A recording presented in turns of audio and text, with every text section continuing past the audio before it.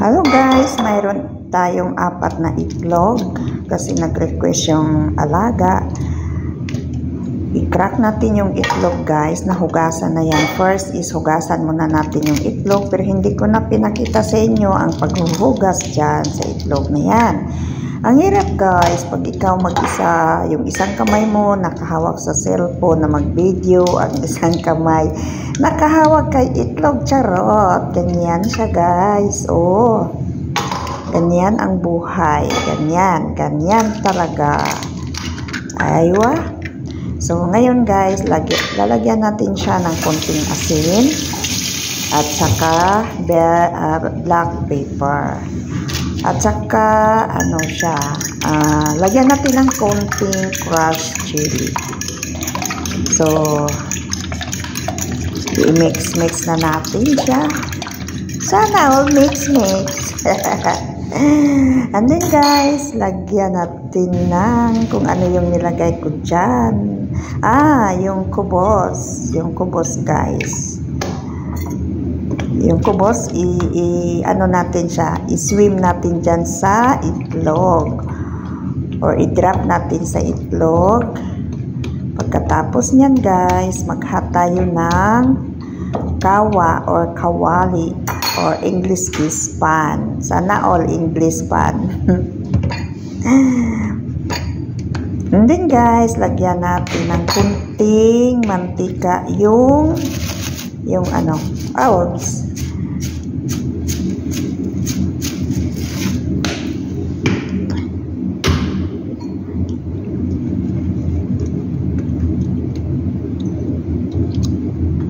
kung gusto nyo, lagyan nyo ng cheese, yung mozzarella cheese, pero yung nag-request niya is ayaw.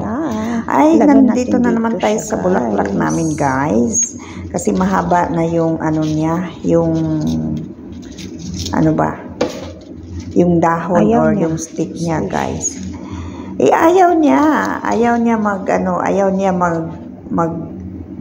magtayo. Chat. Guys, so nandoon na naman tayo sa kabilang bulaklak. I forgot kung ano nga ang pangalan nito. Oy, nakalimutan ko na guys. Marami siyang bagong nagtubo. Ayan, naglagay na tayo dito ng konting mantika. Or depende sa inyo kung butter or margarine yung need ninyo dyan. Depends upon you. Oh, char! English pa more. Hindi natin kalimutan yung meron tayong konting English, konting Tagalog, at saka konting Bisaya or konting Arabic. Bahati soy oil, bahati soy dihen. Dihen kasi yung mantika guys, sa Arabic guys, dihen. So, hinintay ko na mag-hot na yung hot. Yung init na yung mantika at saka lagyan natin ng konting itlog. Pero depende sa inyo guys, kung marami yung itlog na ni-request ng magkain yan, damihan ninyo kasi siya bali 4 na piraso ng itlog ang need niya sa 2 kubos. Ayan na guys. Ang sarap kaya nito guys, try nyo. It's delicious. And then na natin, pag maluto na yung itlog, pwede na ninyo baliktarin.